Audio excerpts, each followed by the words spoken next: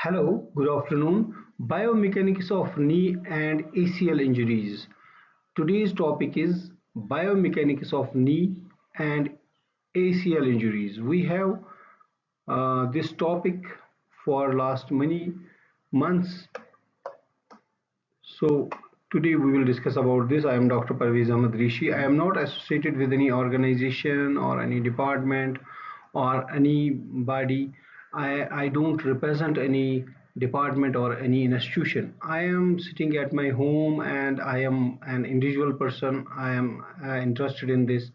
So this is my own channel and I don't represent anybody.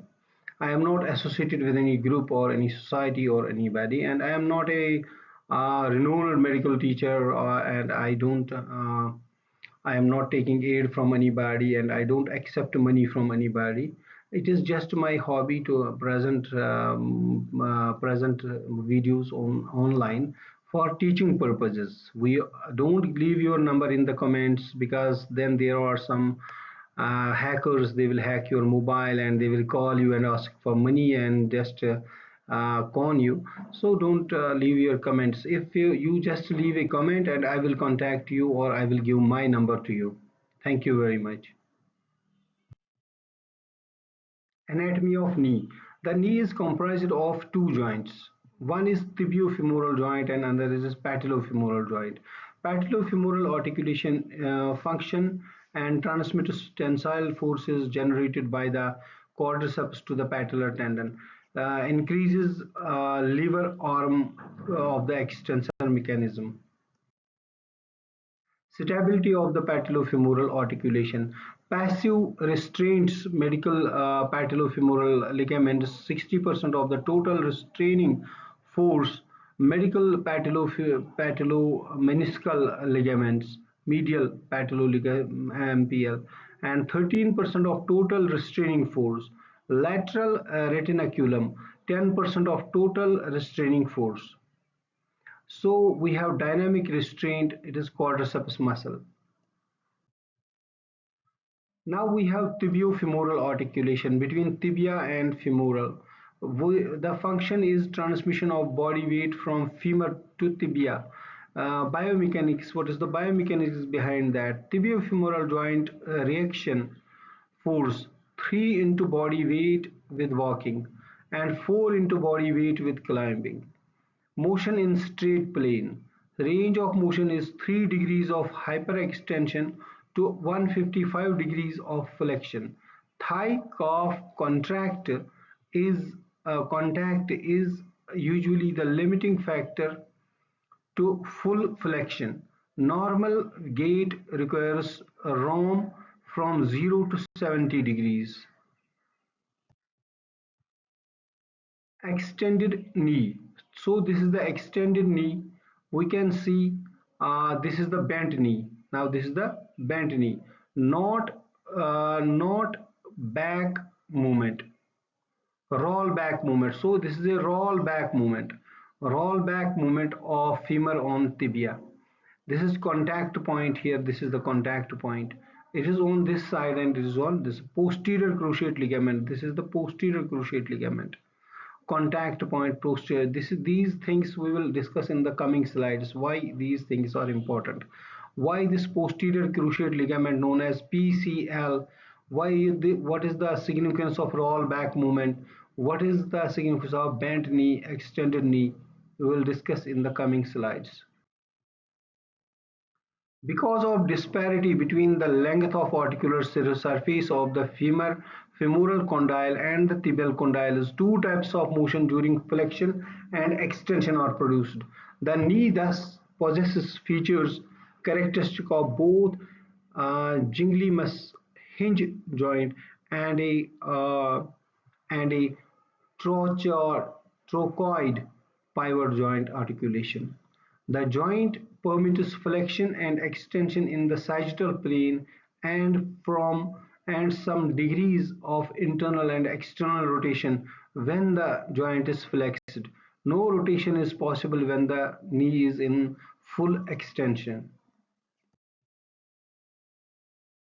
The complex flexion extension motion is a combination of rocking Rocking and gliding.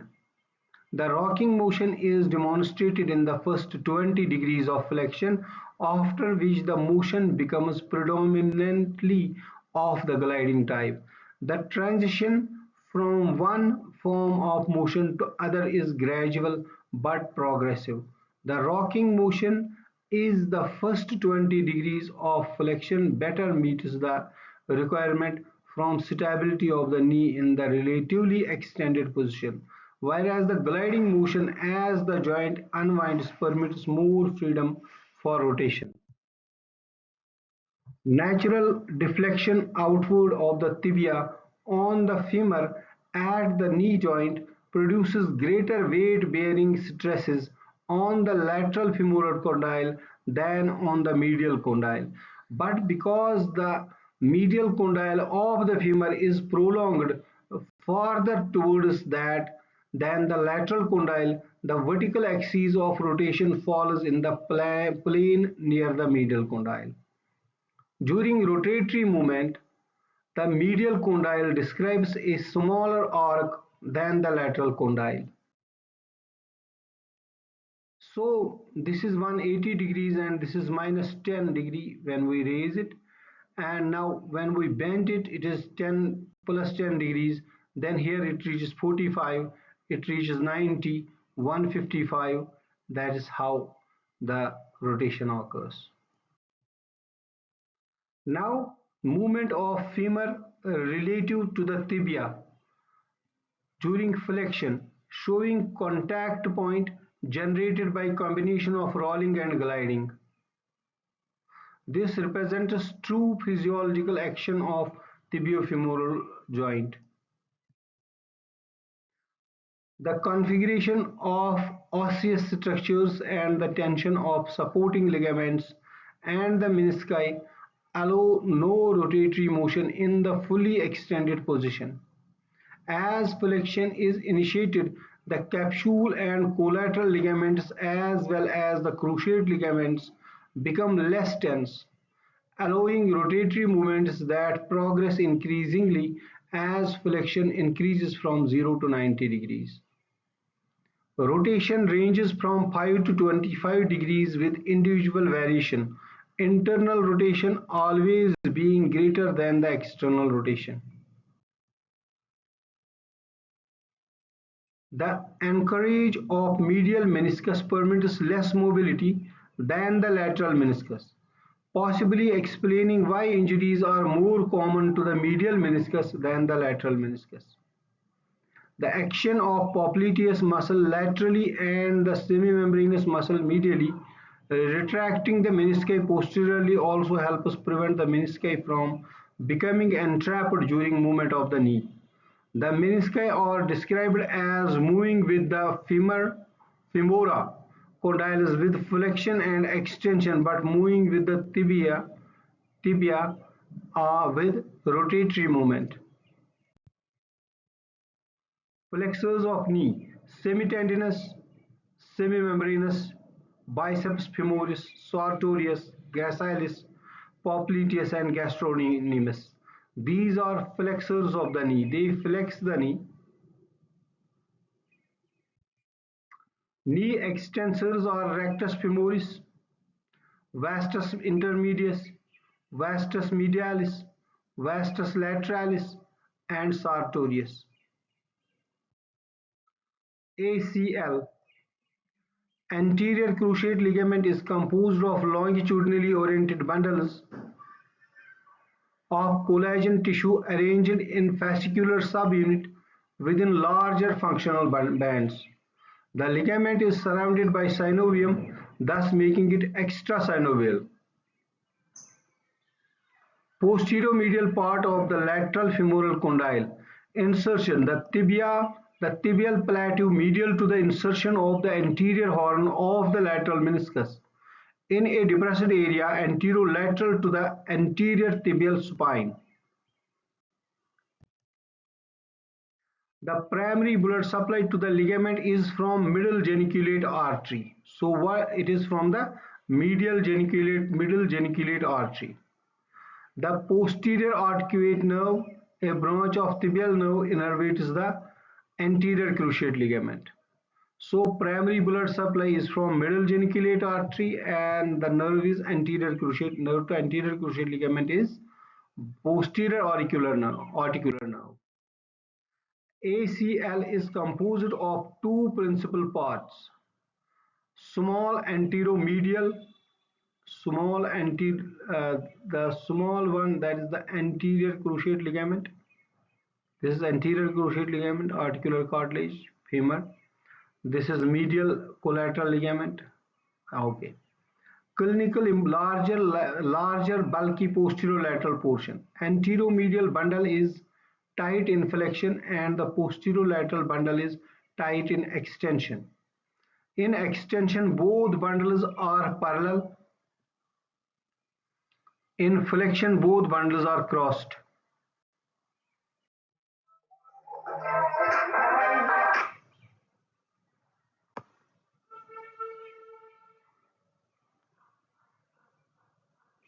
अभी आता हूँ.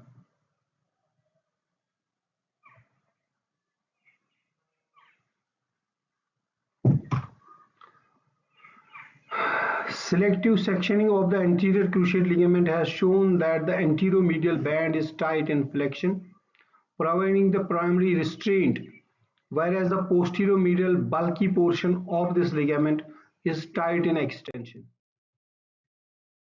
In addition to the function as mechanical restraint, toe translation, the anterior cruciate ligament has proprioceptive function as evidenced by the presence of mechanoreceptors in the ligament. These nerve endings may provide the different afferent arc for postural changes of the knee through the deformities within the ligament. Classical history of an anterior cruciate ligament injury begins with a non-contact deceleration, jumping or cutting action. Obviously, other mechanisms of injury include external force applied to the knee. The patient often describes the knee as having been hyperextended or popping out of joint and then reducing. So this is anterior cruciate ligament. It has two parts. ACL injuries occur when bone of leg twist in opposite direction under full body weight.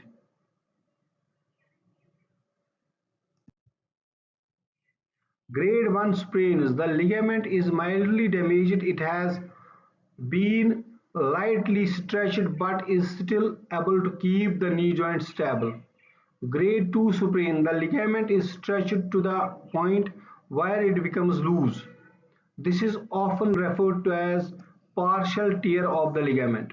Grade 3 sprains. This type of sprain is most commonly referred to as complete tear of the ligament. The ligament has been split into two pieces and the knee joint is unstable.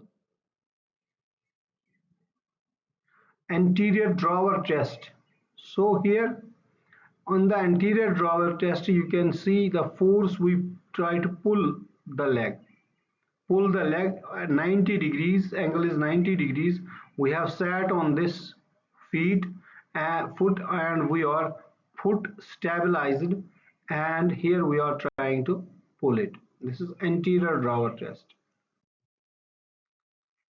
This is grade 0, grade 1, this is grade 2, this is grade 3. So you can see these two lines when the knee is behind the first line, it is grade 0. Now it has pushed the two lines together, there is less gap between the two, it is grade 1. This is grade 2 and this is grade 3 when it has crossed.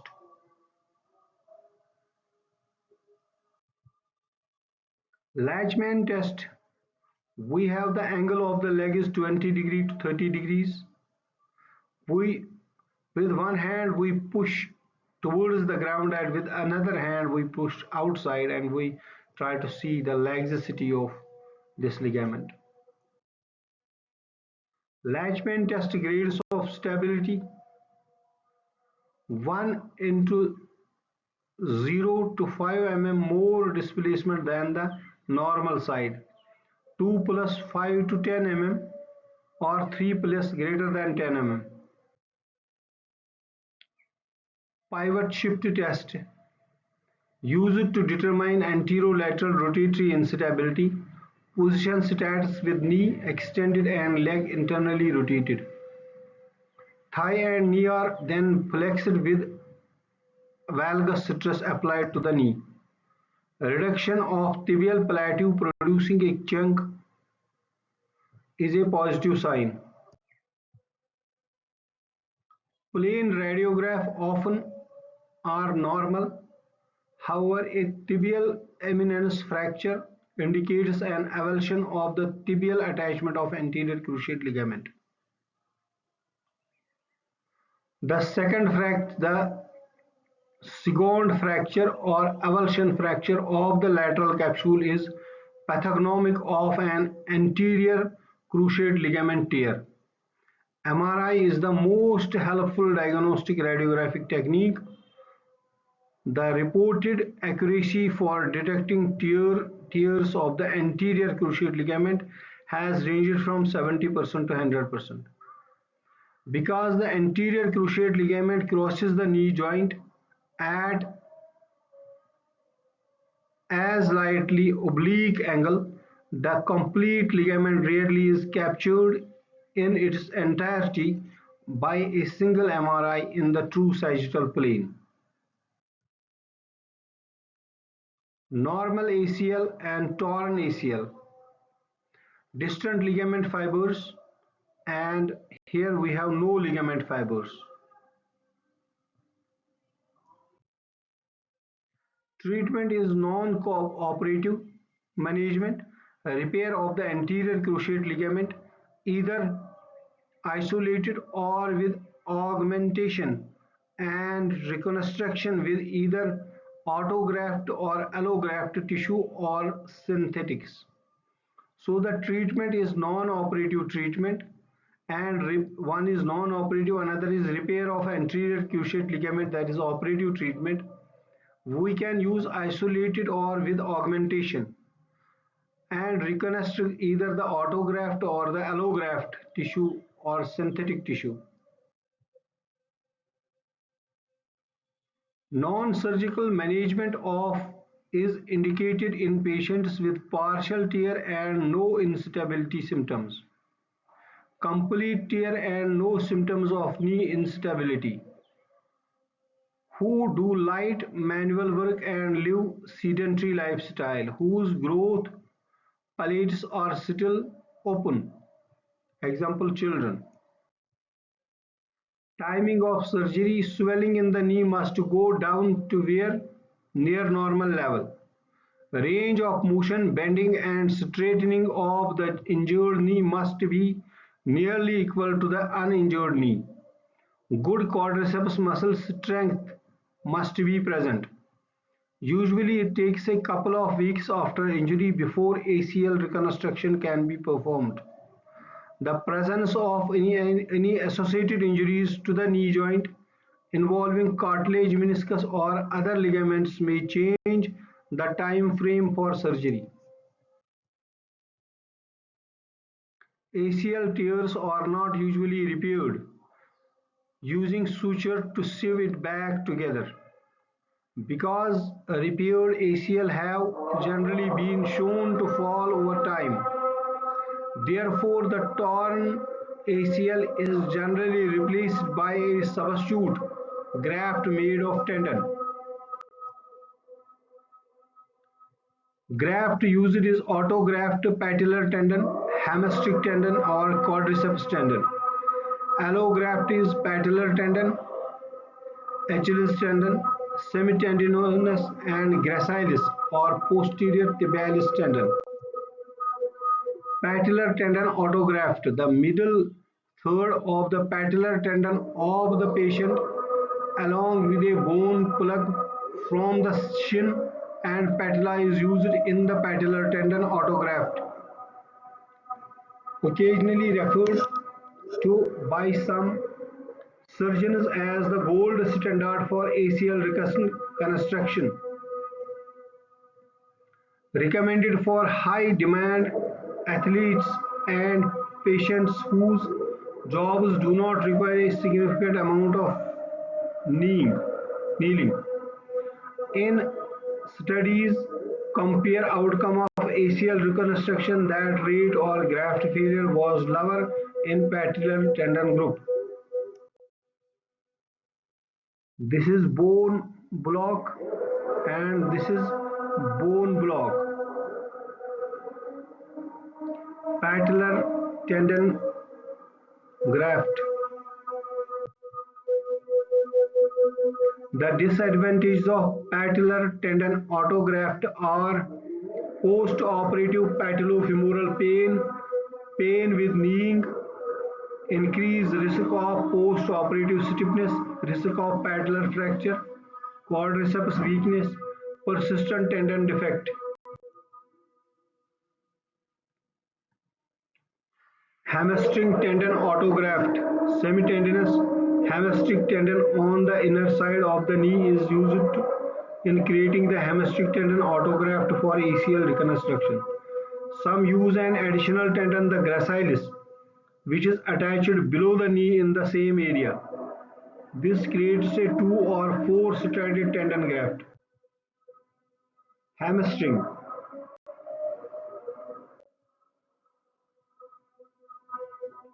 Fewer problems with anterior knee pain after surgery, less post-operative stiffness problems, smaller incision, faster recovery.